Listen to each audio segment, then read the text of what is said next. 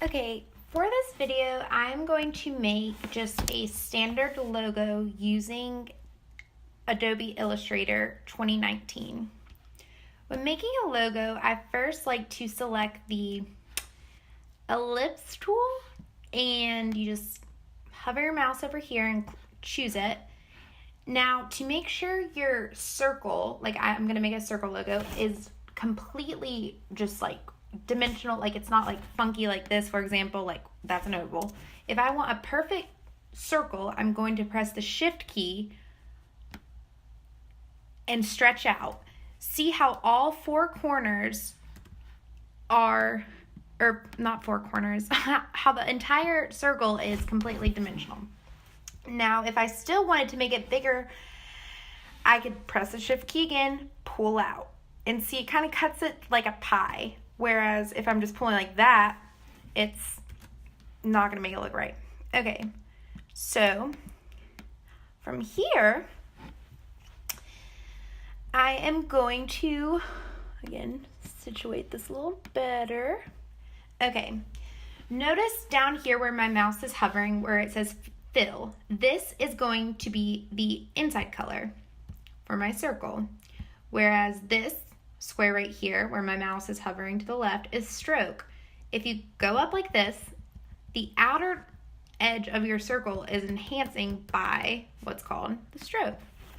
I don't really like stroke at all, so I'm going to make it 0. And for this logo, let's make it say, okay, we can make a Clemson logo. Okay, so I have my inside and everything filled. So what do we want it to say? We'll have it say Clemson Tigers. Okay, so while doing the font for the inside of this circle, I'm going to select the type tool, click directly in the circle, and by clicking character right here, you can select different fonts. Now, I have many fonts downloaded from the internet on using the site dafont.com, and they have like thousands of really awesome fonts that you can download onto your computer, and it's not like copyright or anything. All the licensing is like acceptable for use like this. And DaFont's really cool because, you know, the standard fonts that come with Adobe and like on Mac and Windows, they're not fun to me. Like, they're not enjoyable. So I really like doing this and downloading fonts from DaFont. And this one, let's see. Uh-oh, what happened here? Okay. This one I believe I downloaded from DaFont. Anyways, okay. So let's make this say Clemson. We'll just make one say Clemson. And again, as I'm stretching this out, I'm pulling from the lower right corner, while holding my shift key. I like doing this because it makes things proportional and just, you know, nice. And the step that I did skip is the alignment. I like to have my things aligned properly on the screen, and it makes for a better like ending result. And I like to do the same thing with the font. Just, you can use these things up here, wherever they went. Well, that, with it being font, you can center it or align it right there where the mouse is hovering. Okay, now for the Tigers, I'll grab my font key again and type Tigers, all caps. Grab the left edge this time and just pull it out. Oh, I didn't like how that happened, so doing it again. Okay, centering it with that. We'll just do a little bit of aligning there. And notice when I press vertical align center, where it puts it.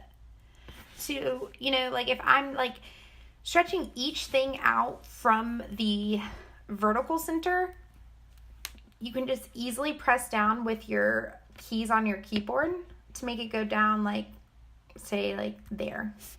And same with this. Just, and again, go up from there. Now, a super cool thing that I find awesome about Illustrator is that the fonts, you see how they're all stuck together? Like if I move that, the whole thing moves. But by selecting this font, and first let me lock this. Let me lock my circle, because locking my circle will prevent it moving along with the font that I'm going to alter in this video. So by selecting Clemson and Tigers, we can press the, hold on.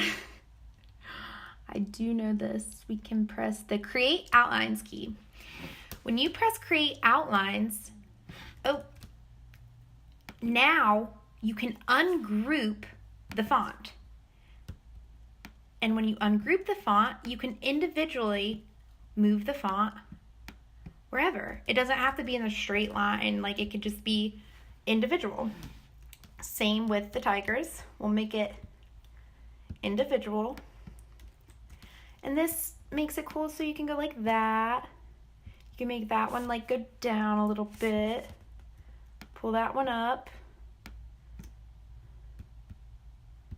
Pull this one up. Maybe we want that one to go up there. This one down there. This one over here. We don't want them too close. You know, you could just play with it. And it makes like the creative use of this so much more enjoying.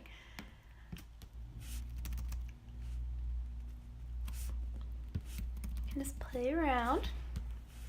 Okay, and say I like Tigers how it is, like I can select it all, regroup them back together. Tigers is back together. Okay, cool. So I'm going to fill my inside of the C with orange, or at least attempt to.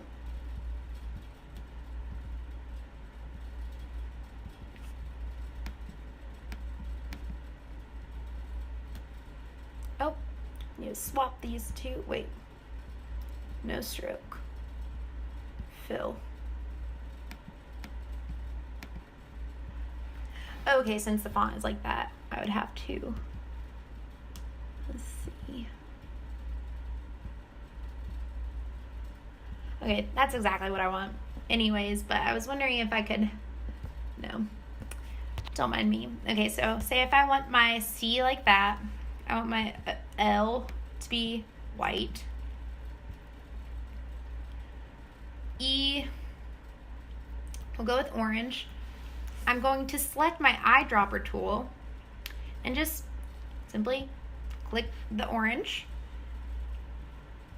and then M,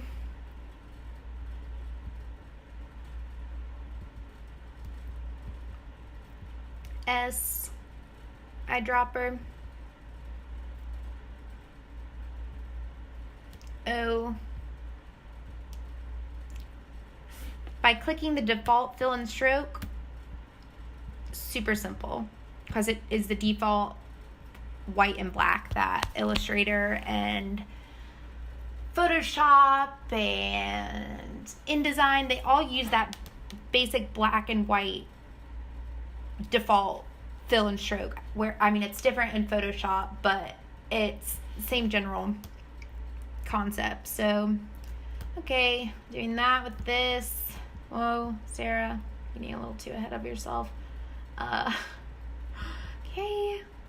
this. All right, and we'll make this like that. Do I like that? Nope. So I'm gonna reselect this whole entire thing, ungroup, make sure it ungroups, because I don't trust my computer sometimes. Now, while holding the shift key, I'm going to select the I, the E, and the S. Go to this, default. Make sure there is no stroke. And see, simplified that whole process that I showed above. And this needs to go up here. or maybe even over there. That needs to be a little larger. And since this is not going anywhere but this tutorial video, I'm not going to really worry about like going to Clemson's website and getting their official branding colors, which I believe I already have downloaded in my color palette from graphic design. But for this tutorial, I'm not going to worry about it at all, since it's really not going anywhere. But if this was going to be used for printing purposes or for, you know, like selling purposes, anything, like I would have to go to the Clemson's website, get the official color numbers to put in my little swatch thing up here, and just make sure I'm not like gonna have like any copyright infringement. But anywho, that is a tutorial on how to do a logo in Illustrator. And you file save.